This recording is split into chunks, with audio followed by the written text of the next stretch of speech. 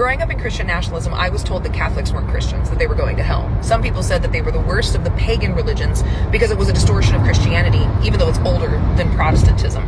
But I was also told because Christian nationalism aligns itself with conservatism because it's about nation rather than God. I grew up in this environment of you can only be a Christian if you vote Republican, and my family was involved in the Republican Party. They were Republican politicians, so they would say things like, we have to align ourselves with the Catholics because they'll vote with us on the abortion issue, they'll help us overturn Roe, and they'll help us elect conservative leaders, which historically they have done. But now Catholics are finding out, both in the US and abroad, what Christian nationalists actually think about them, and it's that you are not welcome here, you are not Christian in our eyes, because Christian nationalism does not allow for religious plurality, even within the Christian faith itself. You have to believe exactly what they believe or you don't count. We see that with Pete Hegseth on Good Friday for the first time in history, saying that the Pentagon Chapel was not going to hold a mass on Good Friday, only Protestant services. But it's not just here. The people who are aligned with the Christian nationalist administration we're dealing with are doing the same thing.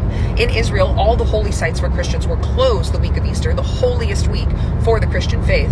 And when Cardinal Pizzaballa came to the Holy Sepulchre Church to give Holy Mass on Palm Sunday, he was blocked by Israeli soldiers. And it was only when the Pope called Netanyahu that those services were allowed to move forward. This is happening at the same time that with the bombing in southern Lebanon, Christians are being told not to hide Muslims in their house who are fleeing for their lives. This is such a clear picture, especially on Easter, the holiest week for the Christian faith, that Christian nationalism has no space. When they say religious freedom, they mean religious freedom for themselves, no one else. They don't believe in religious plurality. They don't believe in you having a choice to decide your faith, to determine your own destiny, your own life.